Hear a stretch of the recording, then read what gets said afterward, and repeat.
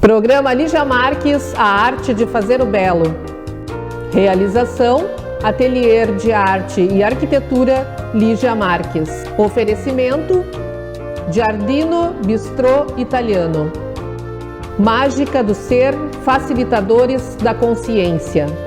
Rodoalto Pneus, revendedor oficial Goodyear, em Santa Maria e região.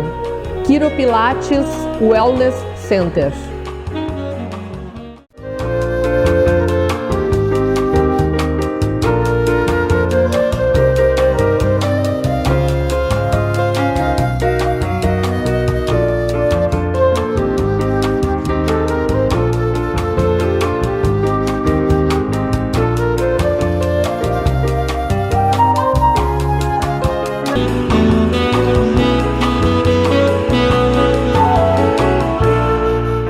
Olá, eu sou Lígia Marques e você está assistindo o programa Lígia Marques, a arte de fazer o belo.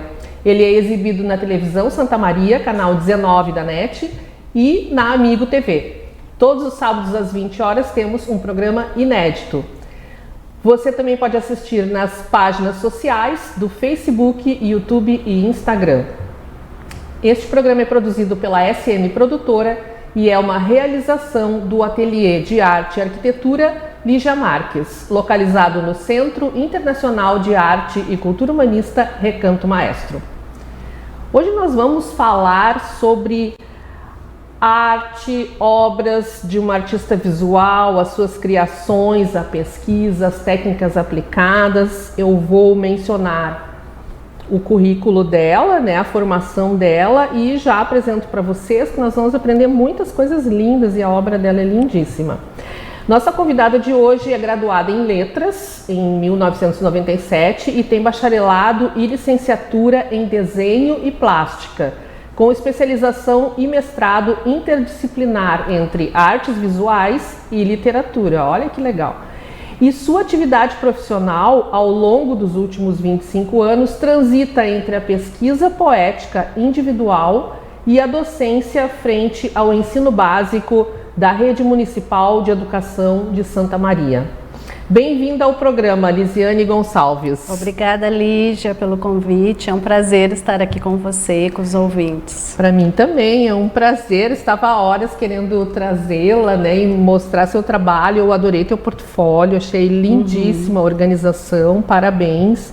Eu sempre menciono aqui quando eu gosto dos portfólios, porque eles trazem uma qualidade e uma beleza, uma individualidade que marca, inclusive, a presença do artista.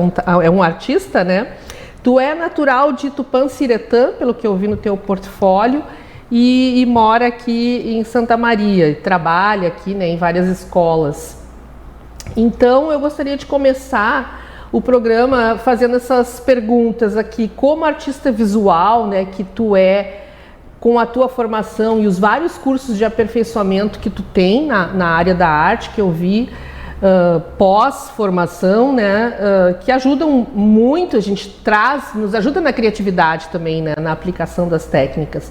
Fale para o nosso público sobre as técnicas Sim. que tu aplica e as superfícies que tu usa, né, na tua produção artística. Depois a gente vai falar individualmente de cada uma delas. Sim, essa questão da formação eu acho muito importante. Eu não parei, assim, eu estou sempre me atualizando, fazendo cursos. E eu acho importante porque tu vai, assim, mudando a tua abordagem em relação aos teus materiais. Os materiais que eu costumo trabalhar mais é a tinta a óleo sobre tela, né, desde a faculdade. E também, a partir de 2012, eu comecei a trabalhar com cerâmica. Sim. Então, a tinta a óleo e a tela ainda é, assim, o que mais me motiva e o que eu mais gosto de me aventurar, assim, a fazer. Também eu trabalho com desenho, né, e uso o carvão e também o giz pastel seco. E o desenho é uma coisa que é importante, não só, às vezes não é uma arte final, mas ele faz parte de todo um processo de croquis, pré-obra, né, pré-pintura. E eu tive professores muito bons na faculdade de desenho, a Sandra Knackfus, a Susana Gruber e o Juan Moretti. Então, o desenho foi muito trabalhado e eu sempre participei dos ateliês de desenho e ele está junto comigo. Mas, assim, a produção final que as pessoas costumam ver nas exposições é a pintura, né? A pintura principalmente com tinta a óleo. Que legal. Depois a gente vai falar um pouquinho também dessa associação que tu faz entre letras e a arte visual, né? Muito bacana, faz uma mescla de poesias, muito legal isso. Quais os assuntos que tu aborda nos teus trabalhos artísticos? Por exemplo, são abstrações, são figurações? Tu segue algum estilo? Tu te inspira em algum artista? Sim, eu não me vejo assim buscando um estilo e refém, digamos, de uma técnica ou de um assunto. Então, os temas que me perseguem, que estão comigo, eles variam bastante. Desde a faculdade, o pessoal, os colegas de ateliê, eu trabalhei muito com paisagem, mas uma paisagem assim quase beirando a abstração, né? Que eu acho que hoje, olhando hoje, na época eu não percebia, muito assim, eu acho que influenciada pelo Cézanne, pós-impressionista. E também assim figura humana, mas também mais expressionista, não uma figura realista. Sim. Né, bastante expressionista, em que as feições elas apareciam a partir do esgrafito, que então aí tinha uma cor embaixo, né, e aí a figura surgia com o esgrafito. Ah, que legal. Então, assim, no final dos anos 90, a paisagem e a figura humana, nesse contexto mais solto, numa paleta mais baixa de cores, assim, tons de verdes, ocres, azuis, caracterizou meu trabalho inicial. Que legal. Tu participou de grupos de pesquisa ou de um grupo de pesquisa e da exposição Frente ao Tempo em 2012 por ocasião da abertura dos eventos comemorativos aos 50 anos do CAL, Centro de Artes e Letras da UFSM, Universidade Federal de Santa Maria, sob a orientação e curadoria de Rebeca Stum. Paralelamente à sua produção de pintura, em 2012, você inicia uma investigação em cerâmica. Então, eu gostaria que tu comentasse para o nosso público sobre essa pesquisa que tu desenvolveu, né, e as produções nessa técnica de cerâmica que então tu foi desenvolvendo e quais os conceitos que tu estudou e que fundamentaram a criação das tuas obras. Sim. Antes de 2012, nos anos 2000 ali, então, eu esqueci de falar dessa questão da temática, eu também mudei em função da minha docência. Eu comecei a trabalhar muito assim, 60 horas, eu trabalhava na Urcamp em São Gabriel, trabalhava na Urcamp em Caçapava do Sul também, e professora do estado e do município. Eu não consegui mais manter a minha pintura com tinta a óleo.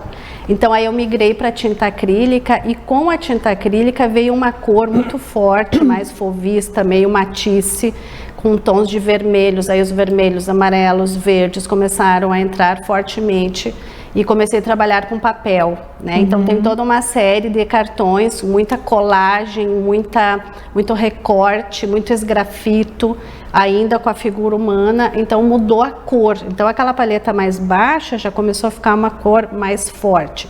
E a cor, em 2012, quando a Rebeca me convidou para participar do grupo de pesquisa e frequentar o ateliê de cerâmica, foi muito bom, porque na faculdade eu não tive a oportunidade de fazer cerâmica. Até escultura com peciário eu fiz. E a cerâmica tinha ficado latente, era uma vontade muito forte. Então, quando aconteceu essa exposição e esse trabalho, eu comecei com essas pesquisas e comecei a trabalhar com casinhas, né? Com casas, com mini cidades. Então, aqui mais atrás, é uma produção um pouco maior, que foram os primeiros trabalhos que eu fiz lá no ateliê de cerâmica. Elas são peças ocas, né? Porque a cerâmica, se a gente deixa compacta uma peça dessa, ela vai estourar. Então, elas são peças ocas. Não é muito fácil de fazer retinho, assim, é tudo manual, não é com forma. E esse trabalho aqui, ele fez parte de uma exposição lá do Núcleo de Produtores Visuais, e ela fez parte da exposição Secreto, que era o nome. Então, por isso essas chaves e essas aberturas. Ah, entendi. E aqui é assim, o trabalho mais que eu apresentei em 2012, e ele retornou em 2020 agora numa composição mais de microexposições, que eu divulguei muito nas redes sociais. Elas são peças compactas, então elas não são mais ocas por dentro, porque não precisa em função do tamanho, todas pintadas com vidrado. E é possível variar, né? A gente vai variando as composições e montando mini cidades. Que bacana. Essa aqui que é, não sei se ela está completa, mas é a que se chama Moving Made. Moving Made, composição de cidades visíveis. Isso. Essa aqui. Essa aqui. E depois tu fez uma outra que se chama A Leitura pela Pedra. Fala um pouco sobre essa. Essa aqui. A Leitura pela Pedra é uma peça única, né? Aí bem diferente dessa organicidade e movimento. Aqui a tridimensionalidade é mais vigente. Aqui é tridimensional porque os livros são vários livros que foram feitos com 4 tipos de cerâmica. Tem a de argila, tem a argila preta, a branca e a vermelha. E eu arrumei nessa composição mais imutável, né? É uma composição, até eu vou colar aqui um pouquinho. Eu usei vidrados, é uma composição mais compacta. Usei engobes e pintura a frio também, tem pintura com tinta acrílica. E esta obra, Leitura pela Pedra, ela remete a uma poesia, né, do João Cabral de Melo Neto, que se chama Educação pela Pedra. Ai, que legal. E é um livro, e é o mesmo nome do livro, né, Educação pela Pedra. Então, a literatura acaba, vez ou outra, aparecendo, assim, nas minhas pesquisas. Quando eu vou fazer um trabalho, eu acabo caindo. Sim. Tu acha que é a influência de ter estudado letras e de tu ser professora? Certamente. E tu ensina artes como professora ou tu trabalha com Não, eu trabalho escrita? as duas coisas. Eu trabalho com produção, leitura, basicamente literatura, né? E com artes visuais também. Então, lá na escola, eu trabalho com o projeto Ler e Aprender. E essa questão do livro, né? Essa questão do livro, ela é muito presente na minha família. Nós temos uma biblioteca muito grande, eu e meu marido, o Pedro. E todos, assim, somos muito envolvidos com os livros, né? E a minha função docente também. Então, isso aqui é um pouco reflexo, né? Tá. E sobre esse projeto Ler e Aprender, o que foi tu que criou, né? Numa determinada época? Em 2012 ainda? Em 2012. Em 2012 eu iniciei esse projeto na escola Lívia Mena Barreto, que é uma escola assim que eu gosto muito de trabalhar, né? Eu já trabalhei em outras escolas do município e ele atende crianças e jovens que que precisam desenvolver mais essa questão da leitura, da compreensão, né? Do aprender a ler. Entendi. E aí as artes visuais entra muito também, a leitura de um modo geral, né? Leitura de imagem, leitura literária. Que legal. E esse ano até nós fizemos uma mostra muito grande que envolveu toda a nossa escola, que fez referência ao centenário da Semana de Arte Moderna. Ah, que bacana. Então trabalhamos com poesia, com Vila Lobos, trabalhamos com música, com escultura, o Victor Brecheret, e pinturas, artistas, né, modernistas. Então é um trabalho que eu adoro fazer, eu acho que tem tudo a ver. A minha arte acaba dialogando também com as propostas para os alunos. E com certeza tu estás fazendo um belo serviço para a educação dos próximos que virão, né? Nós vamos fazer um rápido intervalo e voltamos para continuar conversando com a Lisiane Gonçalves e conhecer mais obras belíssimas que ela tem, e ela vai nos falando sobre a temática, os materiais, como é que ela foi criando. Esperamos vocês, a gente volta daqui a pouquinho. Programa Lígia Marques, a arte de fazer o belo. Realização, Ateliê de Arte e Arquitetura Lígia Marques. Oferecimento, Giardino Bistrô Italiano. Mágica do Ser, facilitadores da consciência. Rodoalto Pneus, revendedor oficial Goodyear, em Santa Maria e região. Quiro Pilates Wellness Center.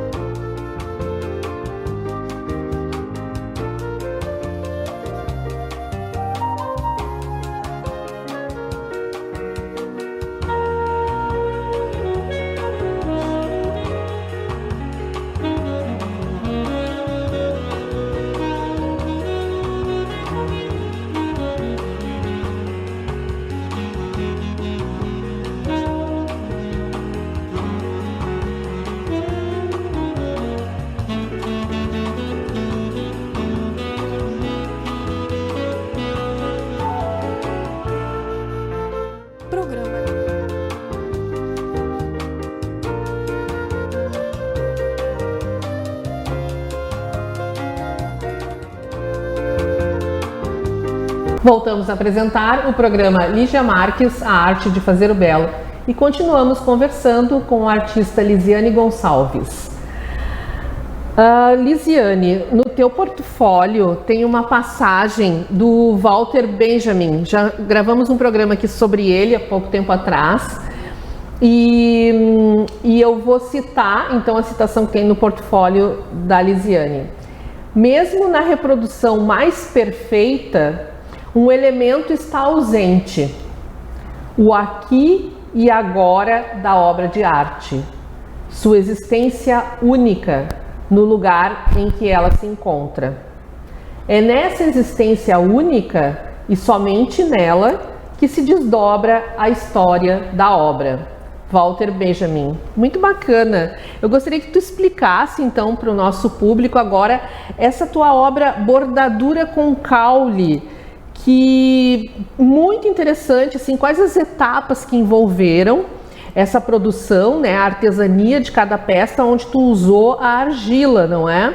E qual a abordagem que tu usou nela, o tamanho, as cores que tu usou? Sim, essa citação do Benjamin, ela é muito interessante porque fala dessa questão da permanência, né? Da permanência da obra de arte, desse tempo que a gente dispõe do fazer, né? Daquele tempo que tu para e vai trabalhar.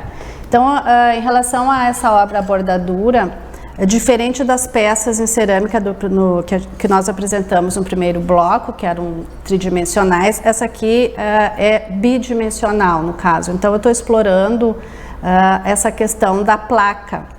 Para fazer esse trabalho, eu precisei adquirir uma plaqueira, né, que é muito parecida com o rolo de fazer pão, só que bem grande. Então, eu fazia manual com o rolo, né, de fazer da culinária. Sim, mas fazer aí massa. Exato. Aí com a plaqueira, as laterais ficam mais espessas. E mais retinho, né? Fica mais retinho. Então, uma peça dessa, ela passa por vários processos. Eu até anotei aqui, são 8 processos. Né? Primeiramente, a gente amassa o barro, tira as bolhas, porque a placa não pode ter bolhas. Num segundo momento, aí vai para a plaqueira a massa de barro, e aí vai sair o trabalho, a base. Isso, tem que esticar. Depois, no terceiro momento, vem a impressão, que aí é com tecido, eu uso tecido.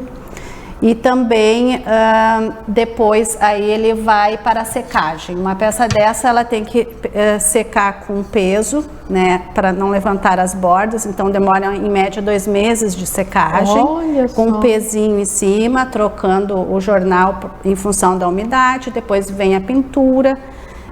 E depois aí vai para queima, mas antes da pintura tem uma queima, aí depois vem a pintura e vai para uma segunda queima. A apresentação desse trabalho, por exemplo, pode ser bem de parede mesmo, né? Ele pode ser colado numa moldura, geralmente os trabalhos em cerâmica, a gente pode trabalhar como cerâmica de parede, no caso. A questão do tecido que tu falou é para fazer essas texturas? Tu tem um tecido aí que depois tu aplicou. Eu tenho muitos tecidos. Que gerou as texturas. Rendas, no caso. Ah, que legal. Rendas, aqui é a gaze, né? Isso. Então, o Paul Klee usava gaze nas suas pinturas. Tá, entendi. Então, é bem interessante. Mostra o outro. E o outro, ele é muito parecido, só que com outras cores e outras texturas. Cada peça é uma peça, né? Não é em série, né? Sim, cada exato. Exato, cada peça é uma peça. Foi excelente tu ter falado as palavras importantíssimas, tridimensional e bidimensional, que isso faz muita confusão, né? E, por exemplo, os egípcios desenhavam muito em bidimensional, e às vezes eu explico isso. Então, aquelas peças anteriores da composição da cidade são tridimensionais, exato, né? A gente vê todos os lados do topo, das frentes, né? E essas são bidimensionais que tu enxerga mais assim. Exato. Aqui muito dialoga muito com a minha pintura, né? Até com essa temática mais da botânica, né? Então, essa renda dialoga com a pintura, com o recorte, eu já enxergo assim umas peças de acessórios para usar. Ela tem volume, né? Ela é uma peça que ela é cheia de volumes, então é bidimensional, mas tem volume. Sim, exato. E agora vamos falar sobre essa obra muito interessante que está aqui no nosso cenário, que se chama, um díptico, Manto de Maria, que você fez em 2021. Nós vamos falar de várias outras, né? Tu participou de várias exposições, de várias mostras, inclusive com a Associação dos Artistas de Santa Maria, né? Que fazem exposições periódicas, ou no mínimo uma por ano, com todos, com vários artistas convidados, né? Então eu gostaria que tu falasse da Tecido em Flor 2020, Na Quietude da Sala, que tu também fez em 2020, e por último esse díptico, as obras, as formas, as composições, como é que tu trabalhou? Tá, eu acho que eu vou começar por essa, que é a que está aqui na nossa frente. Ela é uma obra assim que foi realizada em 2021. E aqui eu estou fazendo as pazes, digamos, com a abstração, né? Eu trabalhava com abstração no desenho e na colagem na faculdade, e depois assim eu me afastei bastante. E a partir desse trabalho que nós fizemos da exposição, e eu queria deixar registrado aqui que eu sou muito grata pelos convites dos colegas, né? Ninguém trabalha sozinho.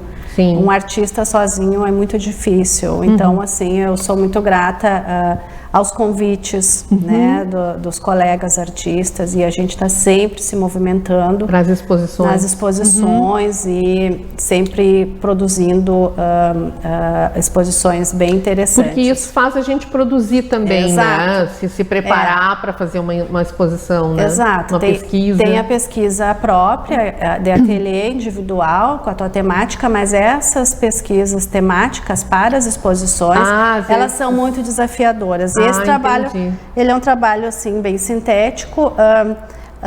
Ele basicamente tem, né, 3 cores, 2 cores azul, 2 tons de azul e esse vermelho. Se não tem a referência do título, Manto de Maria Madalena, é o manto, é o título que dá assim a isca, né, para o espectador, no caso. E é possível ver o manto, eu consigo ver o manto, né? Você consegue ver. E lá na exposição, os alunos que visitaram a exposição, quando eles chegavam e viam o título, então quer dizer, e ela tem olhando de vários lados, lá na exposição ela fica um pouco mais aberta. Então é um trabalho que foi assim Eu até separei aqui, ó, para as pessoas verem, né, que é um díptico. São duas telas que juntas elas formam esse triângulo que é o manto de Maria, que ele tem essa parte mais esbranquiçada que gera um volume, na verdade, do manto. Exatamente. Né? Muito legal. Então, assim, foi uma descoberta, eu gostei muito e tem a minha produção agora atual tá dialogando com a abstração. Legal. Sobre o tecido em flor, é um trabalho que foi feito em 2020, é uma tela de 1 metro por 1 metro. Eu achei um amor esse trabalho. Eles são flores agigantadas, é uma composição bastante colorida e livre, né? Eu também trabalho com muitas camadas, então a camada de baixo aparece e dialoga com a de cima, através de linhas. Também usei cores assim, muito fortes, fluorescentes, então... É uma coisa que vem acontecendo também, essa cor muito vibrante, que aí volta lá aquela produção de 2020, né? Sim. Só que agora com a tinta óleo, a cor vibrante, mas com a tinta óleo. Então, esse fez parte, o assunto são formas orgânicas, né? Que é um tema frequente tanto na cerâmica quanto na pintura. E foi exposta junto com a Associação dos Artistas Plásticos, né? No museu, no MASP. E na Quietude da Sala também foi nessa mesma exposição? Não, a Quietude da Sala é um outro trabalho que foi feito em plena pandemia, é um trabalho muito colorido também. Que muito bonito também, ele é um trabalho assim que eu acho que fala um pouco desse silêncio que nós fomos, dessa clausura da casa, dos objetos da casa, né? Eu percebi um volume nele também, no mobiliário ali, é bidimensional, mas eu percebi o volume. E tem móveis, e tem coisas de decoração, e de uma arquiteta frustrada que não foi arquiteta, que fui eu. Né, Lídia? Então, assim, eu sou a arquiteta artista. Então, assim, ali tem um pouco esse meu fascínio pela arquitetura. Eu fazia viagem com o pessoal da arquitetura para conhecer os prédios históricos de São Paulo. Então, eu dialoguei bastante com o pessoal da arquitetura na época da faculdade. Então, é um trabalho também, só que esse foi exposto na UFN. Né, em 2020. É uma tela grande também, 1,8 m. E na de 2022, agora passando por uma outra pergunta, que tu usou uma técnica também diferenciada dessas outras, que se chama Suminagashi, que é na obra Vértice 3. Achei muito interessante essa obra, eu acho que ela dá uma continuidade para essa temática, não para a temática, mas para os elementos que tu usou aqui, né? Porque me deu essa sensação e tu comentou mais ou menos isso. Ela tem a tinta óleo, tem entretela, ela é uma obra de 38 por 38, ela é quadrada. Explica um pouco ela. Essa técnica Suminagashi, ou conhecida como marmorização, eu nunca tinha usado.